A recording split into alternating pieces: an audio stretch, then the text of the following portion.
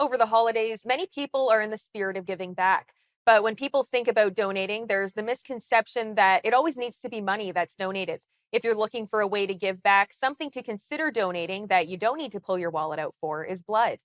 Blood and blood products are a critical part of everyday medical care, including major surgeries, medical procedures, cancer treatments, and managing diseases and disorders.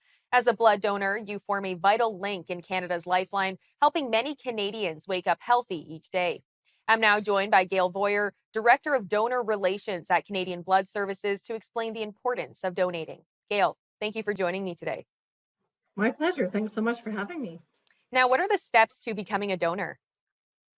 You know what? The most important thing is to go to blood.ca or download our Give Blood app.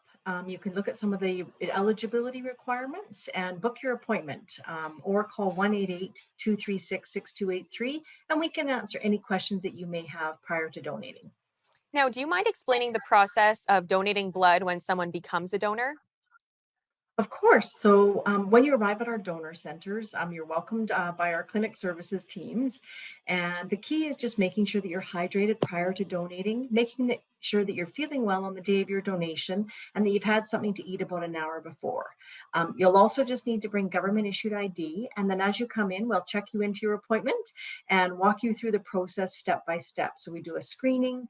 Obviously, we actually have you donate your blood so that you're sitting at a bed doing that. And then, of course, following up your appointment, you are in refreshments with our lovely volunteers eating snacks and juice and cookies. Now, when a lot of people think about donating blood, they actually aren't sure what donating plasma is. So, would you mind explaining what plasma is and why it's just as important for people to donate that as well as blood? Yeah, so the need for blood, I'll just say, is constant, and the need for plasma is growing. And so the difference between donating plasma and blood is that we only take the plasma portion of the blood, and the red and white blood cells are returned to your system. What that looks like is it takes about 90 minutes for your first appointment, can be less once you become a more seasoned donor. The idea behind it is that the plasma is used to make medications like immunoglobulin for patients, whereas some of the whole blood products are used for other types of diseases that we're trying to support. And what types of medical procedures would a plasma blood donation be used for? You know what? A lot of autoimmune disorders or immune diseases can be the reason that somebody needs plasma products. For whole blood, for example, it could be because they're going through cancer treatment, maybe they've had a surgery. It really just depends on what the needs of the patients are and where they're at in their medical procedure. And I'm curious, how many times can someone donate in a year? And is it different for men and women? And what age can you actually start donating? That's a great question. Thank you for that. So you can start donating at the age of 17. For males donating whole blood, you can donate every 56 days. For females, it's every 84 days. Plasma is slightly different. So males can donate every week and females can donate every couple of weeks, pardon me. Now, some people think that if you've donated blood once in your lives, that's enough. And of course, any donation is amazing. I'm sure you can attest to. But how important is it to be consistently donating blood? You know, that's a really great question. It's important because as I mentioned, the need for blood is constant and the need for plasma is growing. So the more that you can give, the more often that you can dedicate to booking an appointment, whether it's for whole blood, plasma donations. I just would ask everybody just to remember that there are patients in need every single day. And with that demand, we don't do this alone. And so we do this with the gracious support of our volunteer donors.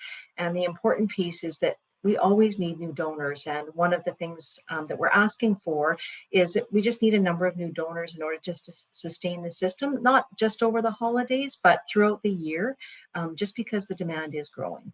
Now, you've mentioned patients in need, and there are people needing blood pretty much every day, as you've just touched on. So, I want to talk about how important, or sorry, how many lives could potentially be saved with just a single blood donation. Yeah, it depends on what the products are used for, but up to 3 patients can be saved for every donation. The other thing that's really important to remember is that oftentimes I get to hear stories from patients and their families. And recently, I'll just share a personal story that my husband came home and said one of his colleagues walked into the office that morning and said, thanks to Gail and her team for the work that they do. And the reason for that was because their mom had needed blood over the weekend and it got her to a better place in her health. And so she kind of thanked us for those donations. And so always just remember those patients in need. And that need doesn't go away because every day, every minute of every day, someone in Canada needs blood. Gail, thank you so much for the time today and happy holidays. Thank you very much for having me.